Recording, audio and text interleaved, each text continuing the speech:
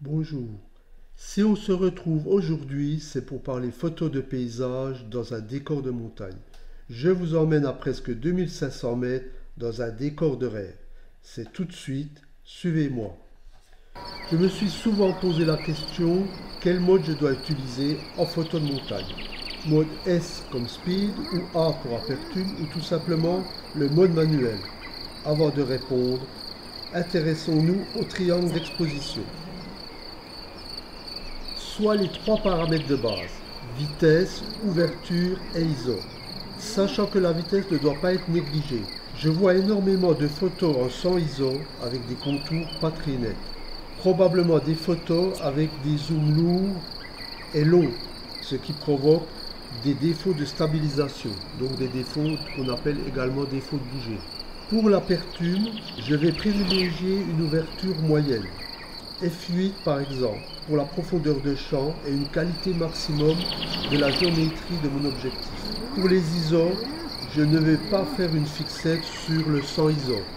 On n'est plus sur des appareils qui datent de la préhistoire. Les constructeurs ont fait beaucoup de progrès avec les capteurs CMOS.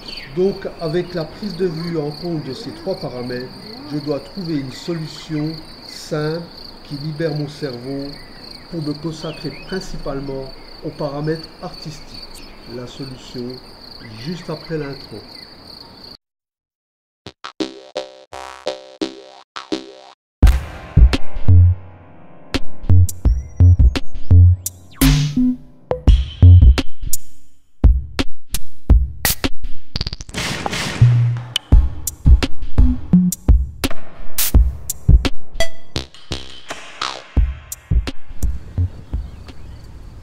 À présent, je suis arrivé à 2000 mètres.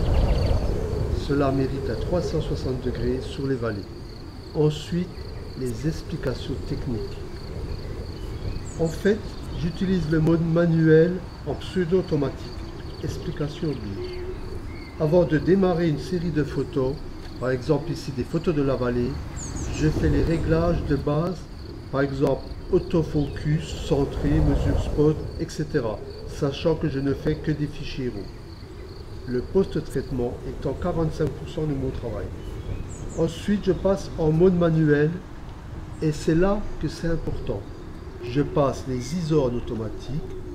Dernière étape, je dirige mon objectif sur un paysage moyen en lumière pour régler ma vitesse, soit par exemple 1/200e mini si vous avez un objectif 200 mm de focale, sans stabilisateur. Je sais que je pourrais augmenter ma vitesse si j'ai trop de lumière.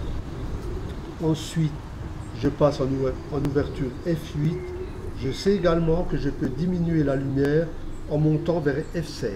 Je m'arrange pour que mon boîtier me sorte un ISO en auto de 200 à 400 lors de mes réglages de lumière. À présent, j'ai fini avec les réglages du boîtier, mon esprit est libre pour la création. Néanmoins, j'ai constamment un outil sous les ISO, je veille à ne jamais dépasser un 800 ISO par exemple.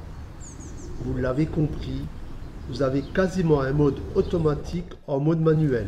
L'originalité ici est de privilégier plus l'ouverture et la vitesse que les ISO. J'ai testé avec un appareil Sony A7, les résultats sont relativement bluffants. La preuve en image. A plus.